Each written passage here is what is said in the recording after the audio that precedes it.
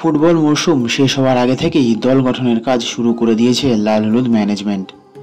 বেশ কিছু ভালো মানের তরুণ ভারতীয় খেলোয়াড়কে ইতিমধ্যেই চূড়ান্ত করে ফেলেছে তারা। এবার তাদের নজর 24 বছর বয়সী রাইট উইঙ্গার মাখান ছোটের দিকে। বেশ কিছুদিন ধরেই এই প্লেয়ারটির সাথে কথাবার্তা চলছিল মশাল বাহিনীর। তবে এই মুহূর্তে যা জানা গিয়েছে তাতে করে তাকে কিন্তু বেশ ভালো মাপের একটা অফার করে রেখেছে ইস্টবেঙ্গল। কিন্তু এই প্লেয়ারটিও হায়দ্রাবাদ এফসির ফুটবলার। সেই টিমের সাথে তার চুক্তি রয়েছে আরও 2 বছরের। তবে যা জানা গিয়েছে যে তাকে ট্রান্সফার ফি দিয়ে দলে নিতে আগ্রহী নয় লাল হলুদ, কারণ বেশ কিছু বকেয়া বেতন এখনও পায়নি এই ফুটবলার হায়দ্রাবাদ এফসির থেকে। ফলে সে তার চুক্তি থেকে বেরিয়ে আসার জন্য আপিলও করেছে উপর মহলে, যা মঞ্জুর হলে ফ্রি প্লেয়ার হয়ে যাবে এই 24 বছর বয়সী তরুণ।